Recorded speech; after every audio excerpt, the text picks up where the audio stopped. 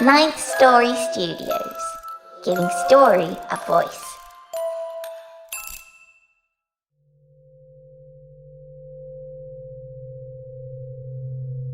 This is Mary Murphy, and ready or not, it's time to get wicked.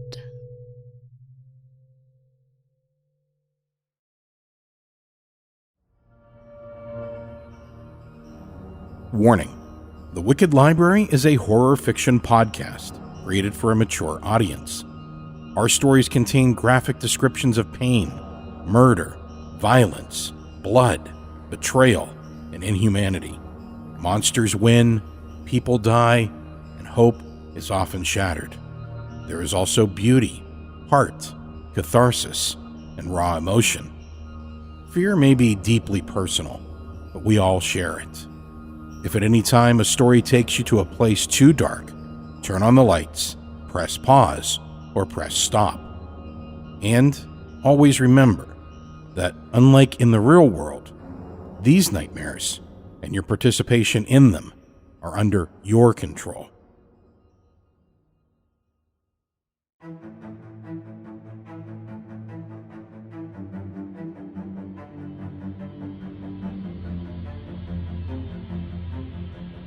Welcome to the Wicked Library. I'm Daniel Foytik, and I thank you for listening. A sincere thank you to those of you who are supporting the show. Without you, this show would not be possible. This season, all episodes are heard first by Patreon supporters, and later shared with the full audience. When you support the show, you can choose between ad-free episodes, early access to the stories, and at higher levels of support, you'll get premiere access to Enfield Detective Agency, currently in production. That's right, Frank is coming back, and to your ears soon. You can support the show at patreon.com/Wicked Library. A lot of hard work and money goes into making the Wicked Library, and I really do rely on this support to help me pay the authors, voice actors, composer, and artists, so that none of the Wicked Library's contributors work for free. For as little as $3 a month, you can help make the show you love possible at patreon.com/Wicked Library.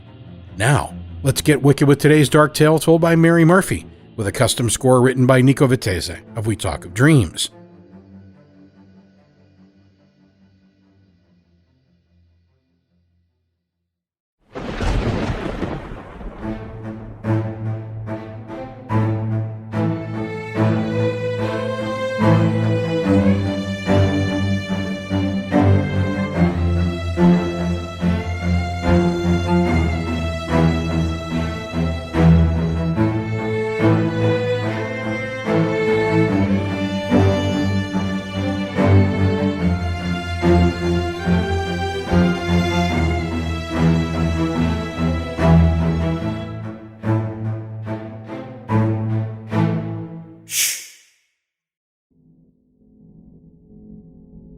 Rose Hill by India McCarty. Everything was nice and normal when I moved in. The real estate agent showed me around. I signed on the dotted line, and the keys were in my hand a week later. Easy peasy lemon squeezy. I did wonder where all the other tenants were, but quickly wrote it off as a sign that I was in the big city now. New Yorkers didn't have time to drop off a pie to welcome the new neighbor. They were too busy talking fast and wearing black and eating bagels.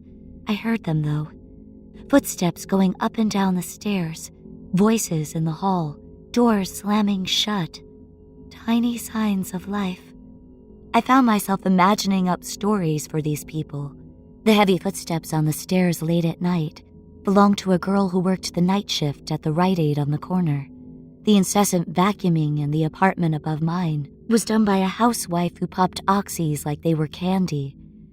It sounds crazy, but I didn't think anything of it.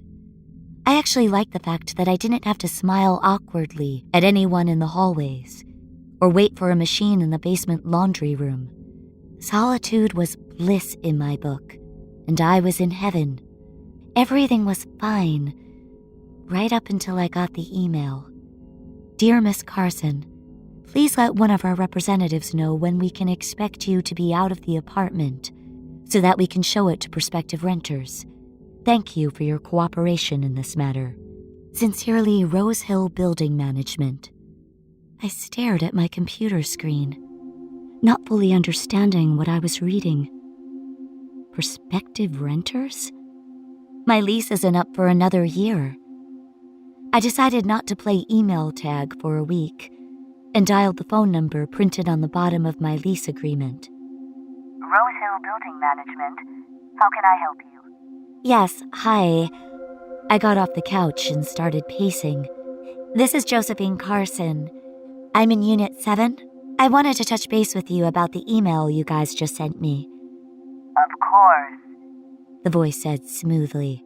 We just wanted to know some available times we could expect the apartment to be empty, so we can schedule some appointments for new tenants. See, I understood that part. I frowned. But what I don't get is why you're showing new tenants my apartment when I've still got a year left on my lease. Okay. I see the confusion. I could hear the faint sound of a keyboard clacking. At Rose Hill, we have a clause in some unit leases that asks tenants to let us use their apartment as a show place, as it were. A slight chuckle. Just so prospective renters can get a feel for the place. I don't remember agreeing to anything like that. It was on the lease that you signed. I can send you a copy with your signature on it, if you'd like. No, that won't be necessary. I slumped back down on the couch. So you guys are going to show my apartment? Even if they're going to rent a different unit? I know it sounds silly, but that's just how we've always done it here at Rose Hill. Traditions, you know. I guess. So when can we expect you out of the apartment? I ran a hand through my hair. Weekdays from 2 to 4? That work for you? Yes, that works perfectly. Thank you so much for your cooperation in this matter, Miss Carson. Please don't hesitate to reach out with any more questions. The dial tone filled my ear before I could respond. I dutifully vacated the apartment every weekday for 2 hours each afternoon, spending time walking around the park or reading tabloids in the grocery store. I did not receive any more emails from Rose Hill Building Management.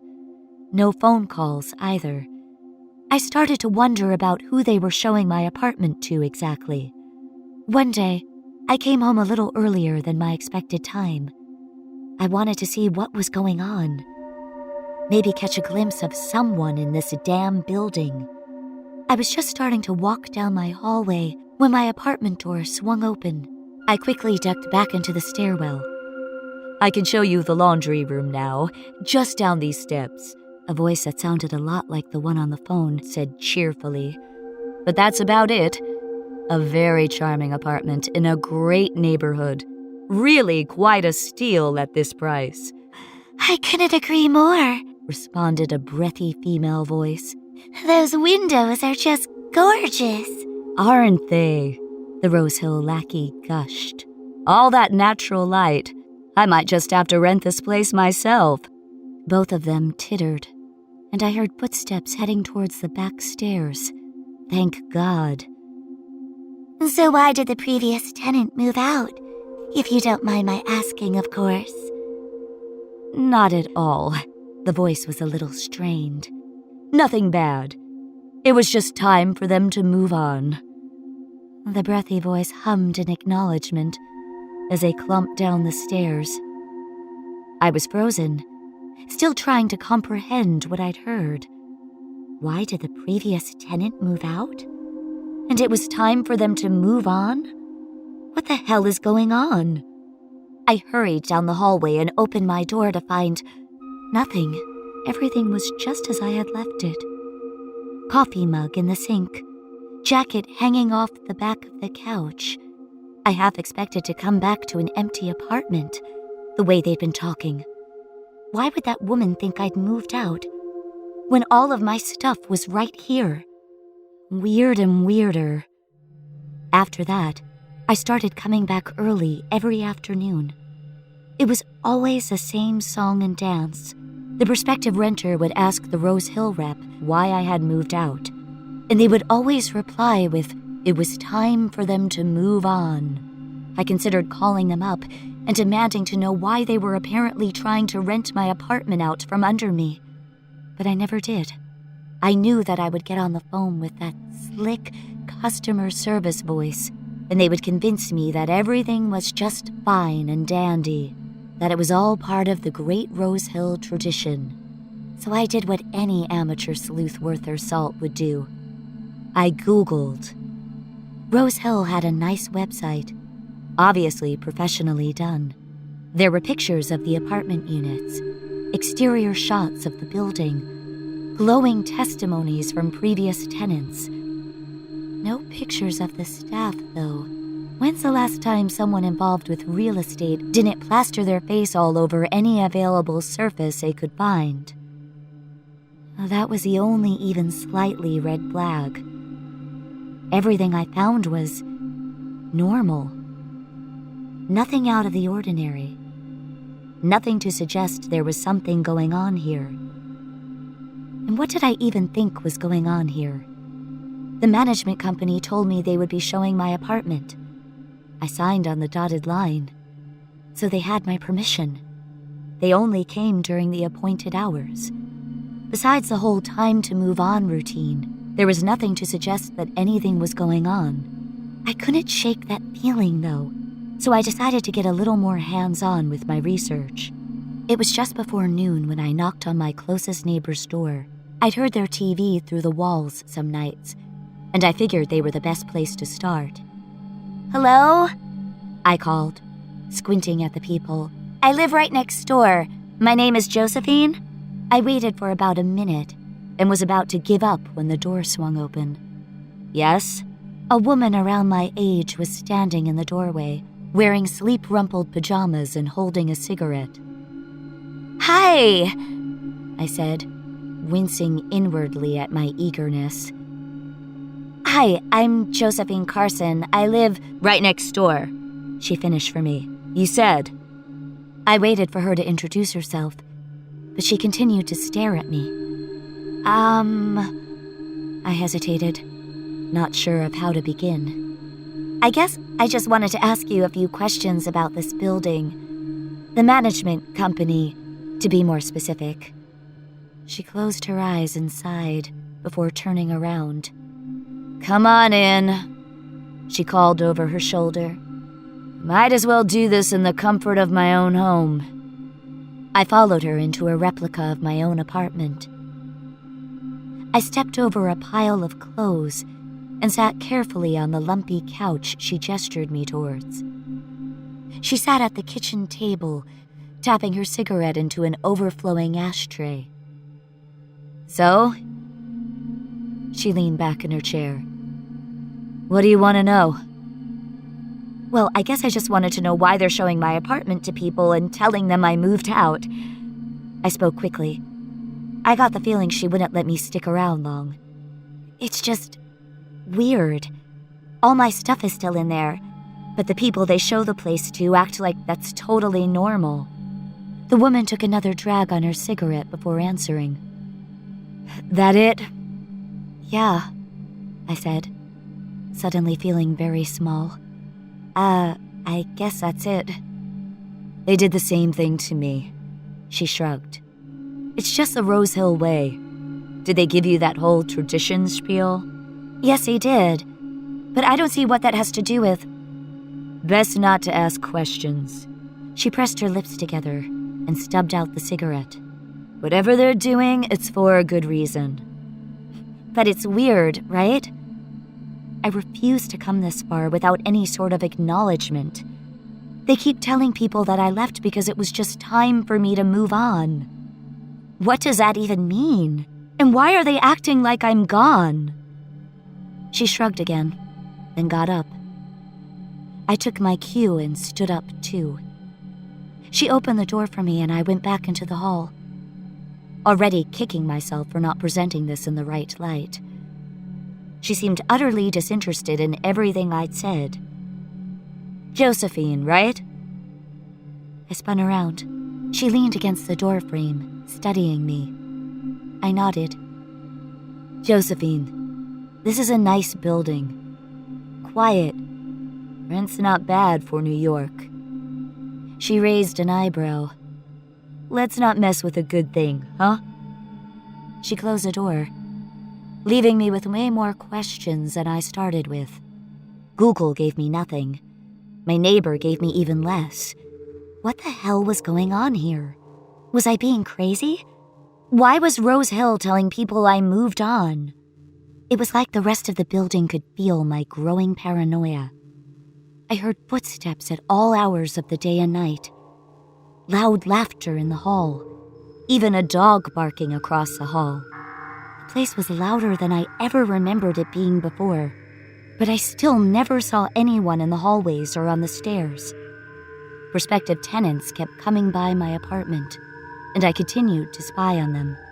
They all seemed like nice, normal people who were ecstatic at the prospect of living in such a nice place, just like I had been a few months before. I decided to go back to my neighbors and ask what she meant before, about not messing with a good thing. What did she know that I didn't? I knocked on the door. No answer. Hello? It's Josephine from next door. I was about to knock again when the door swung open. There she was. Same pajamas, same cigarette, exactly like the day we'd met. Hi, I smiled. Sorry to bother you again, but I wanted to talk a little more about what you said the other day. Huh? She squinted at me, then pulled on her cigarette. The other day, when I came over and we talked about... I faltered. There was a total lack of recognition in her eyes. Do you remember? She closed her eyes and sighed before turning around. Come on in, she called over her shoulder. Might as well do this in the comfort of my own home. I followed her into the apartment. I stepped over the same pile of clothes and sat on the same lumpy couch she gestured me towards. She sat at the kitchen table, tapping her cigarette into an overflowing ashtray, just like she'd done before. So, she leaned back in her chair. What do you want to know? I'm sorry. I looked around the room. Everything exactly where it had been last week. Exactly. You really don't remember? I came in, we sat just like this. I asked about why Rose Hill is showing my apartment to renters even though I'm still living here. None of this is ringing a bell? She appeared completely unruffled by the fact that she had no memory of our previous visit. That it? I guess, but Best not to ask questions. She pressed her lips together and stubbed out the cigarette, just as she'd done before. Whatever they're doing, it's for a good reason. I know. I laughed disbelievingly. I know, that's just what you said last... She had already stood up, heading for the door. Please, I just want to know what's going on, I said, following her out to the hall. Nobody will give me a straight answer, and I'm starting to get a really weird feeling about... Josephine, right? I stared at her helplessly. She was staring just beyond me, like I wasn't even there. Josephine, this is a nice building. Quiet, rent's not bad for New York. She raised an eyebrow. Let's not mess with a good thing, huh? That's what you said last time. Exactly what you said last. She shut the door before I could finish. What the hell is going on? I muttered to myself, pushing the heels of my hands into my eyes. What the hell is going on? I believe I can answer that for you, Miss Carson. I whipped my head up so fast I heard my neck crack. Standing before me was a pleasant-looking man, about 20 years older than me. He was wearing a nice suit and smiling at me. I believe we've spoken before, he said, and I suddenly recognized his voice. He was the one I'd talked to before about all of this. The one who was telling people I had moved on. Okay, what the hell is going on here? I stabbed a finger in his direction. You're showing people my place. telling them I'm gone and moved on and whatever the hell else, and could we take this to your apartment? He was still smiling, like everything was nice and normal. This feels like a private conversation, and I wouldn't want any of the other tenants to overhear. Oh, you mean like Amnesiac Annie in there? I jerked a thumb over my shoulder. We just had the same conversation, verbatim, that we had a week ago. She's wearing the exact same clothes. Hell, I think she's smoking the same damn cig. Your apartment, Miss Carson. His smile was slightly strained as he opened the door for me. I eyed him suspiciously, but followed him inside. I was desperate for answers, and he seemed ready to give them to me. Should we have a seat? No, I think I'll stand. I crossed my arms. Tell me what's going on. Miss Carson, Rose Hill is a very special place, he said slowly. For very special people. All of our tenants have been vetted very carefully and extensively. We want to take care of you, he smiled, for as long as you call this place home. Then why are you trying to get rid of me? Because it's time for you to move on. What are you talking about? I snapped. I just moved in. Miss Carson, you're dead, he said simply. It's time for you to move on. He said it like it was the most natural thing in the world, to go around telling perfectly healthy people they were dead. You're crazy, I laughed, backing away from him. Dead? How can I be dead? I have a job. I talk to my family. I can't be dead. When's the last time you went to work? He said gently, folding his hands together in his lap. Or talk to someone on the phone. No, I said, shaking my head. No, I just talked to my mom. I stopped, a horrifying realization dawning on me. When was the last time I talked to my mom? Why hadn't I been going to work? I couldn't remember going to the grocery store, even though I knew there was food in the cabinets. You're dead, he repeated, and have been for quite some time. He pulled a manila folder out of his jacket and handed it to me.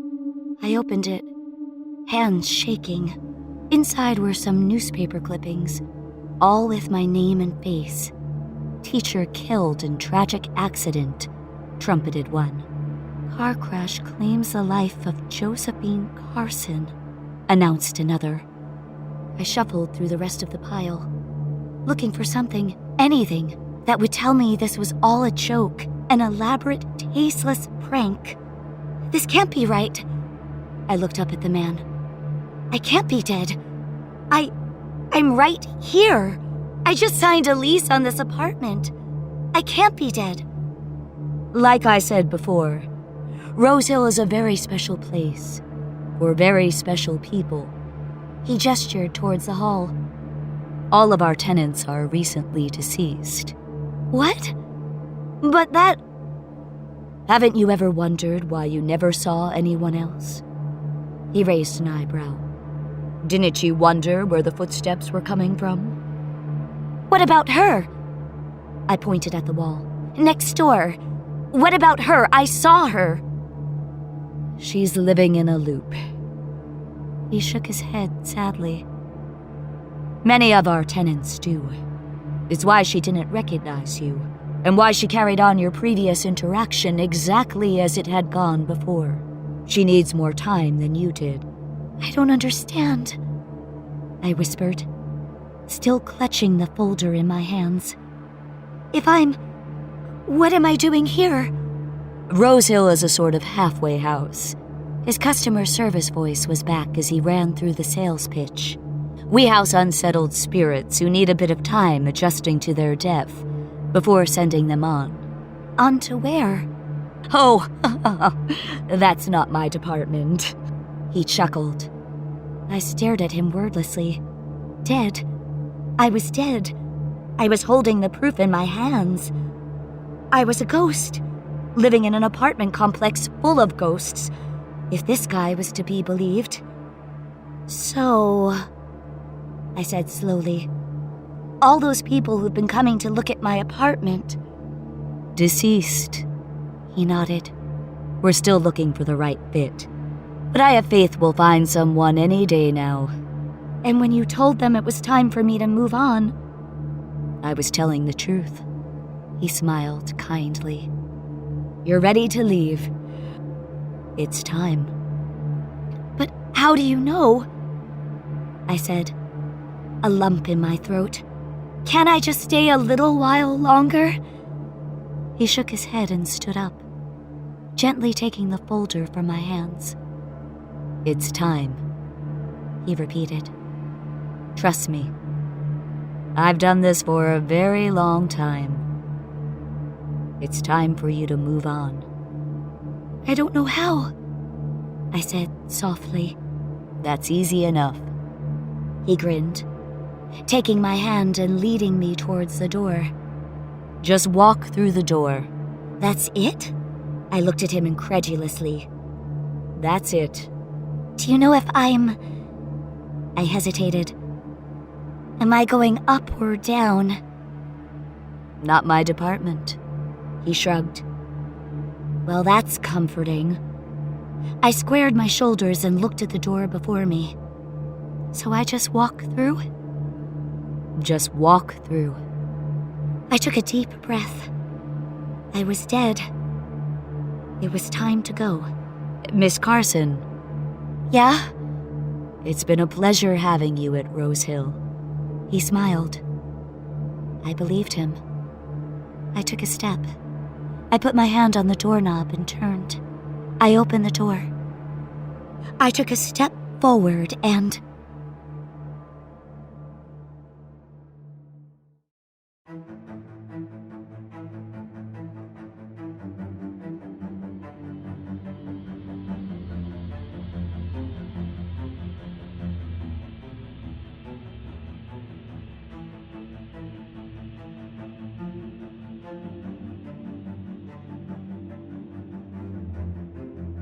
Thank you for listening to episode number 1203.